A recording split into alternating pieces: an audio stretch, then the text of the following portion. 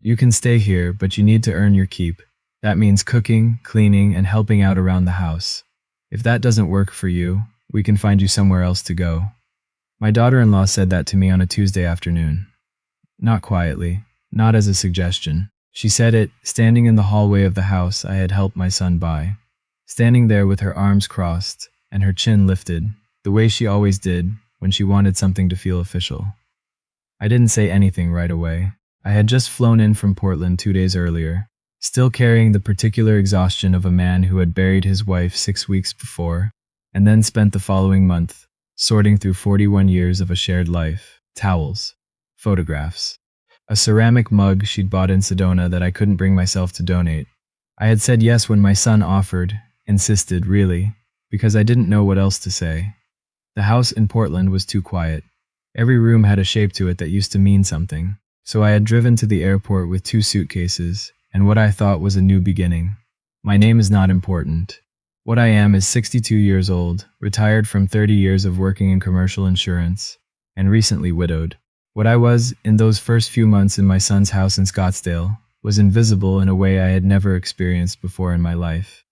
I want to tell you what happened, all of it, because I think some of you already know exactly what I mean when I say that sometimes the people who love you the most are also the ones who make you feel like you've disappeared.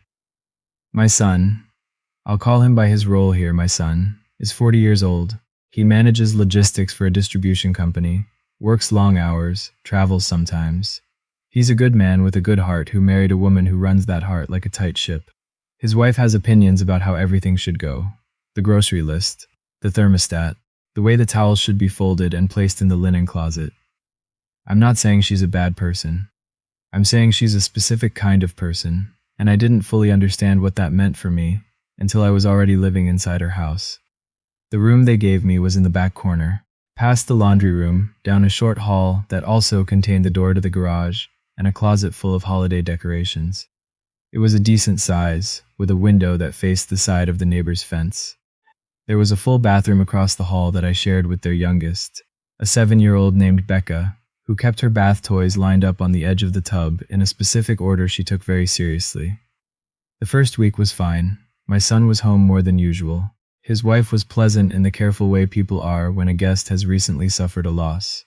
We had dinner together. They asked about my wife. I told them the stories they wanted to hear, the easy ones, the funny ones, and saved the other stories for 2 a.m., when I was sitting in that back bedroom with the window unit humming. The second week, my son went back to his regular schedule, and that was when things started to shift. It began with small things. A comment here, a look there. His wife mentioning, casually, the way you'd mentioned the weather, that it would be really helpful if I could have dinner started by 6, since she had a long commute on Tuesdays and Thursdays. I didn't mind. I had always cooked. My wife and I had shared that, and after she passed, I'd been eating cereal over the kitchen sink more often than I cared to admit. Having a purpose felt good, so I cooked, Monday through Friday mostly. I made what I knew, pot roast, baked chicken, pasta from scratch when I felt ambitious. Becca started hanging around the kitchen in the late afternoons, asking questions, wanting to stir things. That part I loved. That part felt like something real. But the request didn't stay small. Within the first month, my daughter-in-law had added grocery shopping to my routine. The list appeared on the refrigerator door each Monday morning, printed and organized by aisle. Then came the twice-weekly school pickup for Becca, since their after-school program ended at 3, and her commute made that difficult. Fine, I had a car. I had the time. I told myself this was what family did. But I noticed something happening to me. I stopped going for my morning walks, not because anyone told me to, but because there was always something that needed doing before anyone else woke up. I stopped calling my friends back in Portland as often, because the calls felt like something from a different life. A life that had belonged to a man who had mornings to himself and evenings that weren't structured around someone else's schedule. I made myself smaller. Not all at once, gradually. The way you adjust the temperature on a dial without noticing how far you've turned it. The moment I remember most clearly happened on a Saturday in February. My son had an old college friend visiting from out of state. A man I'll call the friend, though I'd actually met him 3 or 4 times over the years and had always liked him. They were planning an afternoon cookout in the backyard. A few couples, some neighbors, maybe 12 people total. That morning, my daughter-in-law came into the kitchen while I was having coffee and told me she needed me to make 3 dozen deviled eggs, 2 trays of pulled pork sliders, a corn salad, and something sweet for the kids. I looked at her. She looked at her phone. People are coming at 2, she said. So maybe start around 9? I started around 9. I spent 6 hours in that kitchen. 6 hours on a Saturday in February in Arizona, while the sun came through the window over the sink, and I could hear my son outside with his friends setting up the folding table and laughing about something from college. 6 hours of hard-boiled eggs and pulled pork and a citrus olive oil cake that I actually thought turned out beautifully. At 1:45, I went upstairs to change my shirt. When I came back down, the guests were beginning to arrive. I walked toward the back door to head outside, and my daughter-in-law intercepted me in the hallway, the way a point guard cuts off a drive. Actually, she said, we're kind of keeping it to our crowd today. I stood there for a moment. Your crowd, I said. Just people our age, you know? It would be a little awkward. She smiled the way people smile when they want something to sound reasonable that isn't. I set up the TV in the den. There's a game on. The friend, my son's college friend, the one whose name I actually knew, who had shaken my hand at my son's wedding reception 12 years ago, was standing in the backyard 15 feet away. I could see him through the glass of the back door. I was not invited to the party I had spent 6 hours preparing for. I stood in that hallway for what felt like a long time. Long enough that my daughter-in-law's smile started to look like something she was working hard to keep in place. Then I said, okay, and I went back to my room. I sat on the edge of the bed. The window unit was off and the room was warm, and I could hear through the wall the muffled sounds of the party getting started. Music, laughter, the sound of ice in a cooler. I don't know how to explain what happened in that room. It wasn't anger, exactly. It was something older and quieter than anger. It was the feeling you get when you finally understand something that you've been refusing to understand for a long time. I had told myself I was helping. I had told myself this was temporary, that I was in a hard stretch, and my son was generous enough to give me a place to land. I told myself his wife's requests were reasonable, that I had the time, that contributing to the household was the right thing to do. I told myself so many things that I had stopped asking myself the one question that actually mattered. Was I happy? The answer, sitting on that bed while the party sounds came through the wall, was no. I had not been happy in months. I had been busy, which is different. I had been useful, which is not the same as being valued. I had been needed, which I had made the mistake of confusing with being loved. I thought about my wife. I thought about the house in Portland, which had gone on the market 2 weeks after I left and had sold in 4 days. I thought about the mug from Sedona, which was currently in a box in my son's garage because there was no surface in my back room that felt like mine. I got up, went to my desk, and opened my laptop. I want to be honest about what I found, because some of you are going to be surprised. Scottsdale is not a cheap place to live. I knew that going in. But I had the equity from the Portland house. Nearly $340,000 after the mortgage settled, sitting in an account I had not yet made any decisions about. I had my Social Security, which I'd started drawing at 62. I had a modest pension from the insurance company.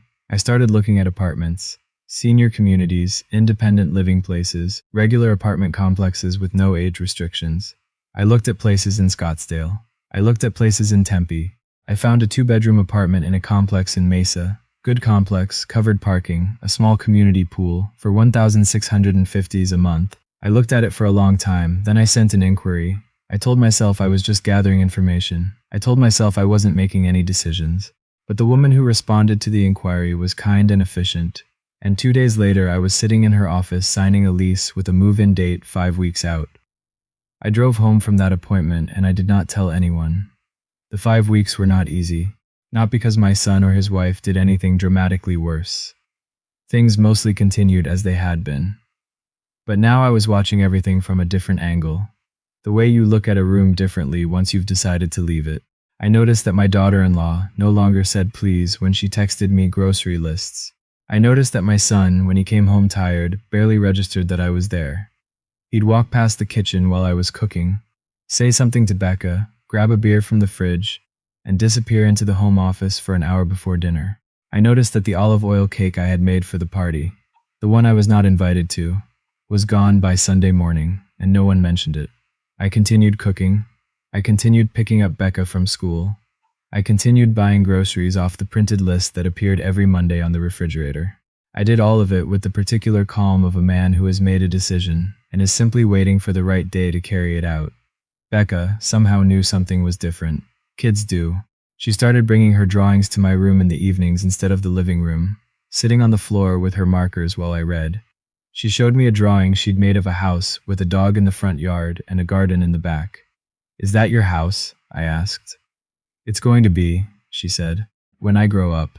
I looked at that drawing for a long time. "That's a good plan," I said. "Keep it." My move-out day was a Thursday. My son had a work trip to Phoenix that day, which meant he'd be back by evening. His wife worked until 6. Becca had school. I had arranged for a small moving company, 2 men, a truck, 3 hours, to help me with my furniture and the boxes I'd quietly packed over the previous 2 weeks.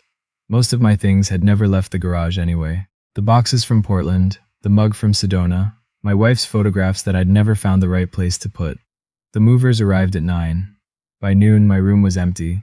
I had cleaned it, changed the sheets, wiped down the surfaces, vacuumed the carpet. I left it better than I'd found it. I put my key on the kitchen counter. I had written a note. I want to be clear about this. It was not a dramatic note. It was not angry. It was 2 paragraphs. I told my son that I had found a place of my own, that I was doing well, that I would be in touch soon. I told him I loved him. I signed it with my name. I did not write anything to his wife. I stood in that kitchen for a minute. The house was quiet in the way houses are when no one is home. The refrigerator hummed. Afternoon light came through the window over the sink. The same window I'd been standing at since September, looking out at their fence and their neighbor's yard while I made their dinners. I thought about all the meals, all the school pickups, all the grocery lists, all the hours I had given to this house that I would never get back, and that no one had ever once said thank you for. Then I picked up my bag, walked out the front door, and locked it behind me with my key before I set it down. I sat in my car for a moment, then I drove to Mesa.